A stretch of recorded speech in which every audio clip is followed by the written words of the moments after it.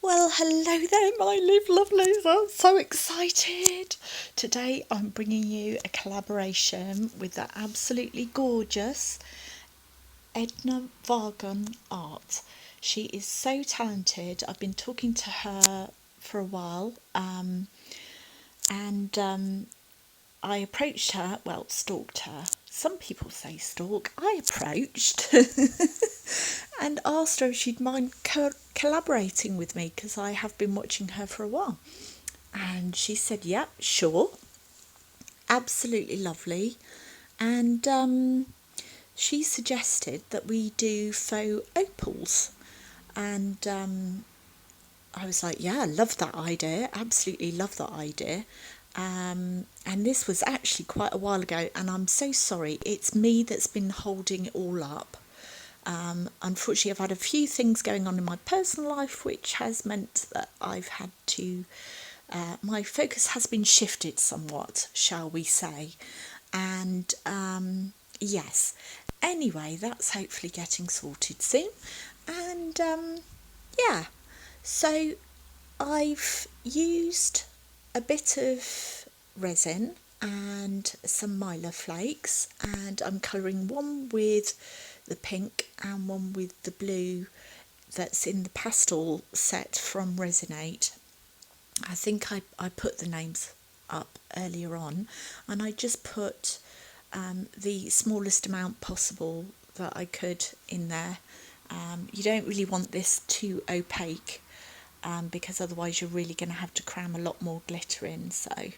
Um, and I wanted to sort of achieve more of a layered look, and I bought these beautiful pendant moulds, because I didn't want to have to worry about drilling through resin. I'm not very experienced with findings.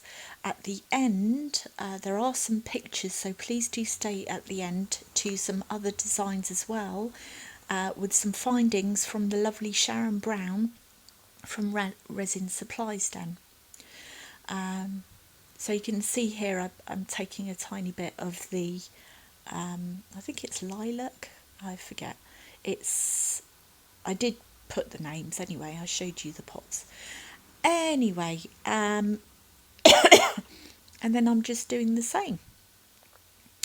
I have watched an awful lot of opal videos, so this was quite some time ago. This was about, well over a month. It was about 2 months ago, actually, I think.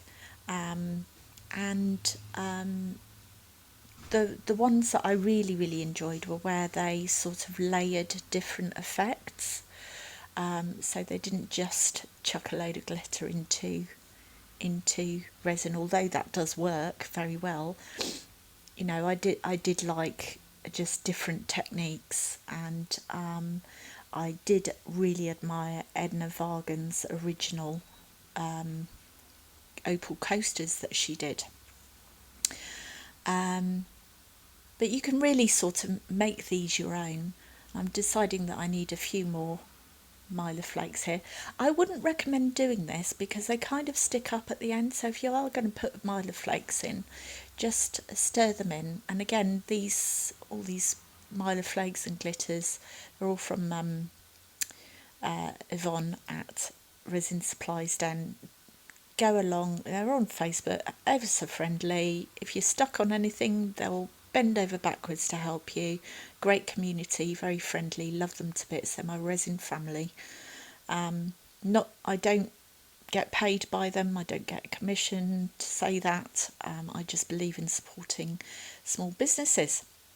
So I'm quite excited by this. I don't know if you can tell. Okay, so these have all cured, and I'm deciding to play around with some iridescent medium. So normally you would add this to, when you've done some acrylic or oil painting, I think, I don't know.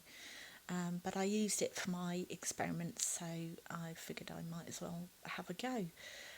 Now, the end results, I can't really see that much of a difference, if I'm honest with you, and I also put it on what I should have done probably is in each one just do one of them, so the other one could be the control, but I didn't do that. So anyway, I figured it couldn't hurt, and I'm sure that it I can do better, I think, now that I've played around a bit with this. Now, these beautiful glitters, they come in a set via Yvonne Resin Supplies Den, and there's so much choice. There's about 5 different types of these tiny little mylar flakes, and they are just so beautiful.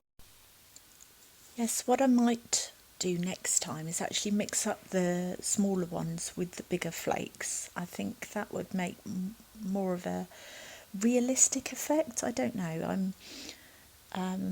The possibilities with this are absolutely endless, because I didn't realise, but there are so many different types of opal in the world. I'll see if I can link a video in the description to this video that just shows you so many. I can't remember how many there are now, and I don't know if it's a comprehensive list, but believe me, you could go down this cul-de-sac for a very long time. And let's face it, I did. There are a few more videos coming up, I'm afraid, on Opal Effect, because I did get a tiny bit carried away. It really doesn't take much, does it? Now, this is just like a chromatic colour shifting type powder that you can use for nail art. I forget where I got it, if I'm honest with you, but you can see it's got kind of a pinky tinge. And I just thought I would try lots of different methods to see what effects it had. And they are quite subtle, some of these. I also want to try maybe putting in some glow-in-the-dark powders, and yeah, so we'll wait and see. I can see me doing these for quite a while, but fret not, I will pepper some other videos in between, but this, just making you aware that this complete obsession is going on in the background. Oh dear. Anyway, okay, so this is the final top coat.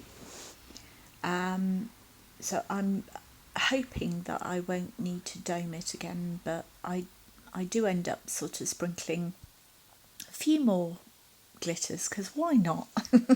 Again, from Yvonne at Resin Supplies Den, and then I end up taking the tiniest amount of pigment paste and swelling it in as well. I don't really recommend that. I think it's better to get the colour that you want beforehand, and then instead of sprinkling it in, because it is just too concentrated. Yes, and here's the glitter.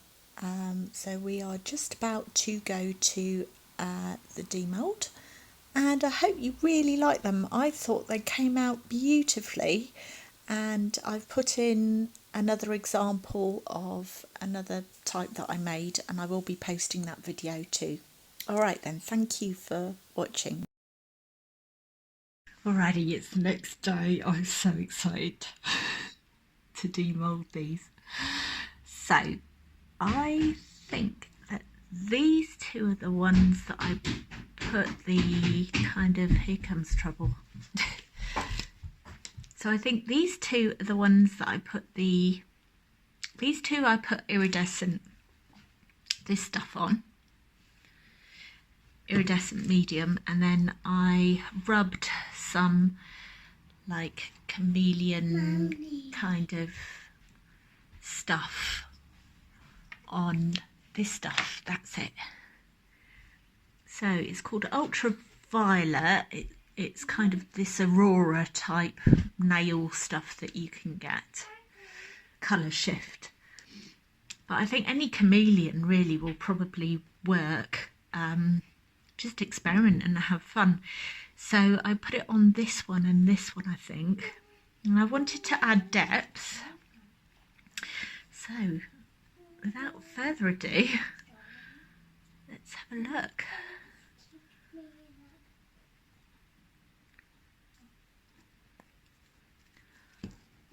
wow.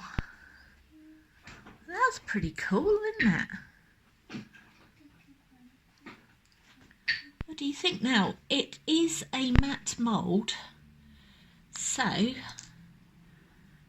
if I give it a quick spray with the alcohol, I'll give them all a quick spray at the end, yeah? Deal? Right, because you can see how shiny they are.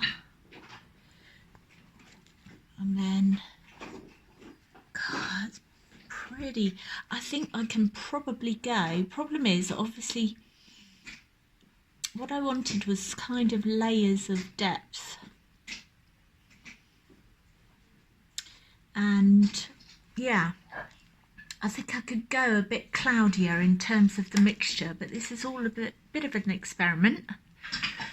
And I think I do prefer the bigger pieces actually, but that's just personal taste. I can't really tell a great deal of difference between the pieces because they are quite thick. But that's the 4 pieces. So if I come out a tiny bit, can you see? Right, let's see them come alive.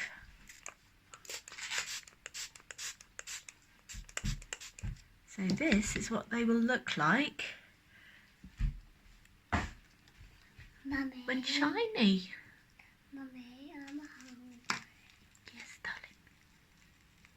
I'll get you something very soon. So what do you think of the pretty things, Senna? Good. You like them? I I think they'll do, won't they? I love the egg. They fit the bill. I love the eggs. The eggs. Yeah, I love the eggs. Yeah, they're kind of teardrop shaped, darling. Anyway, thank you so much for joining me on Live Sleep Resin, as always. And a huge thank you to Edna as well for collaborating with me. Her details are all in the description. Please do pop along and say hi from me. Okay, bye.